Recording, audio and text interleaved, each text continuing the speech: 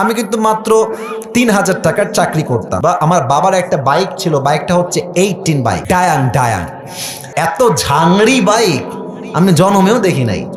Start দিয়ে এখান থেকে যাই 1 কিলো গিয়ে আবার বন্ধ হয়ে যায়, ওখানে গিয়ে আবার এমনে ঝুকাই, তেল আছে তাও চলে না।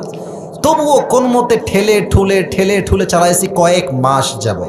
আচ্ছা, একটা পর্যায়ে গিয়ে এমন একটা অবস্থা হলো আমার পকেটের, যে তেল যে ভরবো বাইকে ওই টাকা আমার পকেটে নাই। তা আব্বাকে বললাম, আব্বা मैं माफ़ी भी मांगता हूँ, দোয়া भी मांगता हूँ, আমার দ্বারা এই বাইক আর চলবে না, তোমার বাইক তুমিই রাখো।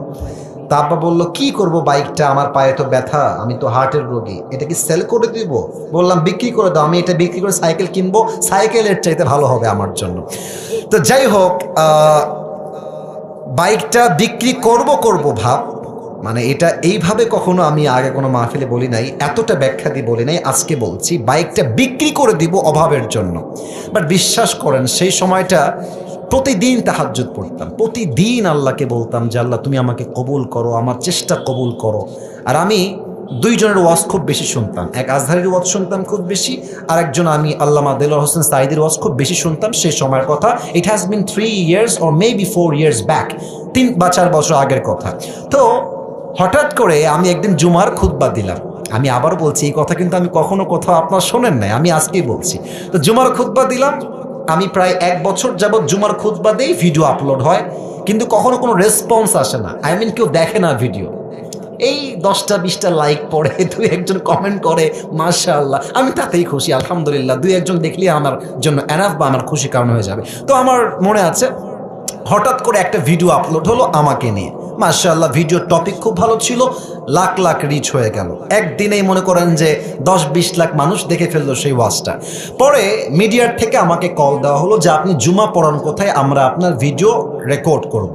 তো অনেক বড় একটা মিডিয়া আমাকে বললো যে আপনার ভিডিও একটা আপলোড দিব, আপনি ইনশাআল্লাহ অনেক দূর যাবেন, আপনার জন্য অনেক বেশি কাজ আসবে, আপনি কাজ করতে পারবেন আপনার দাওয়াতি ফিল্ডে।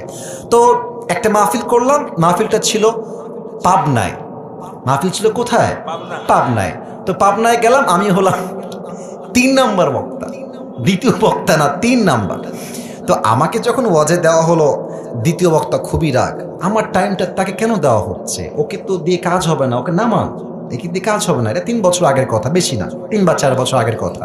তো আমি ওয়াজ শুরু করলাম, কি বলবো, নিজের কথা বলছি না, বা এটা আল্লাহর রহমত বলছি বলতে পারেন। আমি আধা ঘন্টা ওয়াজ করেছি, প্রত্যেকটা যুবক, আমি নেমে গেছি ওরা উঠে গেছে, মানে এই হুজুরকে আমরা ছাড়বো না, নেমে গেলাম, সেটা আপলোড হলো ইউটিউবে।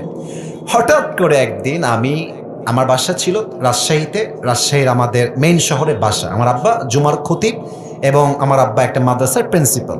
তো আমি বাইপাস দিয়ে যাচ্ছি বাইক নিয়ে, ভাই আমার কাছে কিছুই নাই, বিশ্বাস করে না আছে টাকা, আর আমার 2টা সাদা পাঞ্জাবি ছিল, আর আমি যেই জুমার খুতবা দিতাম, জুব্বা যে পরবো, জুব্বাও ছিল না ভালো, আমার বন্ধু থেকে জুব্বা ধার নিয়ে আসতাম, যে বন্ধু দে, জুব্বাটা পরে মাহফিল করব বা একটু দোয়া করব, এই ওয়াজ হবে, আবার তোকে জুব্বা দিয়ে যাব।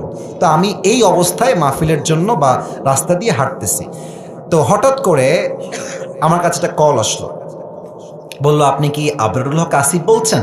এটা অনেক আগের কথা, আমার ক্যারিয়ার কিন্তু শুরু হয় না। বললাম জি ভাইয়া, আমি আবরারুল হক আসিফ বলছি, আপনি কে? তো বললো যে আমি অমুক জেলার থেকে বলছি, আপনার একটা মাহফিলের ডেট লাগবে। শুনে কলিজায় এত শান্তি লাগলো যে আলহামদুলিল্লাহ, আল্লাহ হয়তো আমার রাস্তা খুলতেছে, এই তো রাস্তা আমার খুলে যাচ্ছে। তা আমি একটু ভাব নিলাম, আমার কিন্তু ডেট মেট কিছুই নাই। বললাম ও আচ্ছা, ডেট নিবেন কবে, আমাকে তো দেখতে হবে ভাই। তো বলছে যে ভাই ডেটটা আমরা 2 মাস পরে নিব, যদি আপনি ডেট দেন তাহলে আমরা। ও তো ভাবছে মাশাআল্লাহ, মিলিয়ন মিলিয়ন ভিউ, এ তো অনেক বড় বক্তা হবে রে ভাই। তো আমি একটু ভাবতাম, আমি বললাম ঠিক আছে, আমি ডায়েরি দেখে আপনাকে বলছি। আমার ডায়েরিতে কোনো ডেটই নাই। তো যাই হোক, পরে সে বললো যে ভাই ডেট কি আছে, ডেট কি হবে? আমি নিজেই, আমার তো ডেট লাগবে রে ভাই।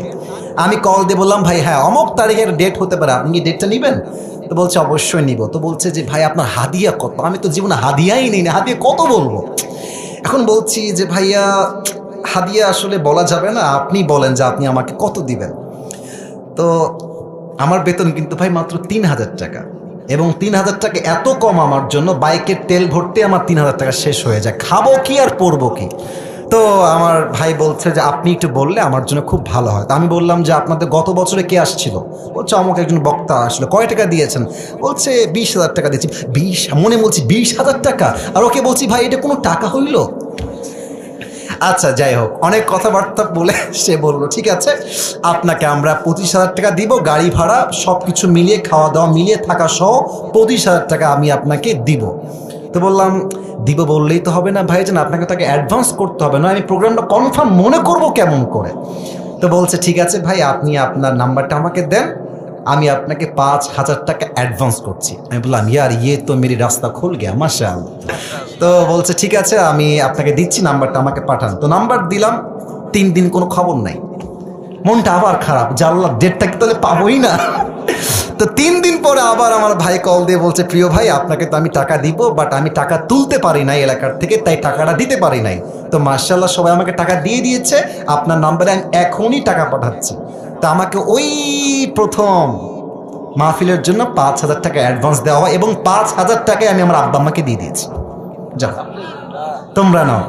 বিশ্বাস করেন ওই যে আমার জার্নি শুরু হলো, আল্লাহু আকবার, কি বলবো। এখন এমন একটা দিন নাই যেই দিন শত শত কল আসে না, আসিফ হুজুরকে লাগবে আপনাদের কি, আমাকে বলে 3 লাখ নিবেন, 2 লাখ নিবেন, 1.5 লাখ নিবেন, কত খালি বলেন না আপনাকে আমরা চাই। আপনি বলবেন হুজুর আপনি এত লম্বা স্টোরি কেন বললেন? 1 ঈমান, 2 হচ্ছে তাকওয়া। এই 2টা থাকলে বান্দার সফলতাকেও আটকায় রাখতে পারে না, ঠিক কিনা বলে? ওয়ারযুকুহু মিন হাইথু লা ইয়াহতাসিব, তোমার রিজিক আমি এমন জায়গার থেকে দিব তুমি কখনো কল্পনাই করতে পারবে না। আল্লাহু